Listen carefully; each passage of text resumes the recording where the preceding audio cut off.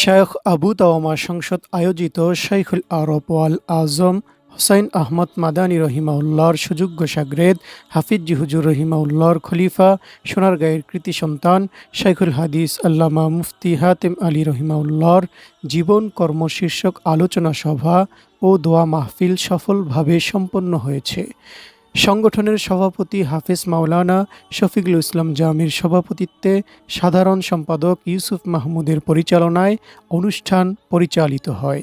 উক্ত অনুষ্ঠানে বিশেষ অতিথি হিসেবে উপস্থিত ছিলেন হাতেম আলী রহিমাউল্লাহর সুযোগ্য বড় সাহেবজাদা হাফেজ মাওলানা মুজাহিদুল ইসলাম সাহেব, শায়খ আবু তাওয়ামা সংসদের অভিভাবক, চিলারবাগ জামে মসজিদের খতিব মুফতি মোশাররফ হোসাইন সাহেব, পরমেশ্বরদী মাদ্রাসার সাবেক মুদাররিস, নকশে হাতেম বইয়ের অনুলেখক মুফতি আদিল শরীফ সাহেব,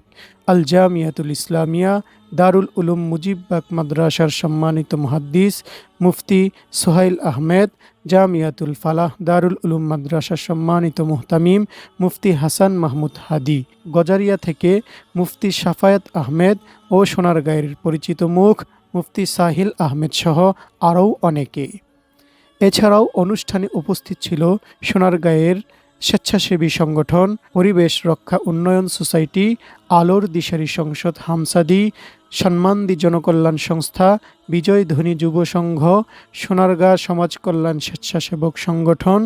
এবং শায়খ আবু তাওয়ামা সংসদের সদস্যবৃন্দ, যারা এই মহতী আয়োজনে উপস্থিত হয়ে অনুষ্ঠানটি সফল করেছেন, তাদের প্রতি কৃতজ্ঞতা জ্ঞাপন করেছে শায়খ আবু তাওয়ামা সংসদের নির্বাহী কমিটি। সবশেষে আল্লাহ তাআলা আমাদের সবাইকে এ মহামনীষীর জীবন থেকে পাথেয় নেওয়ার তৌফিক দান করুন। আমিন।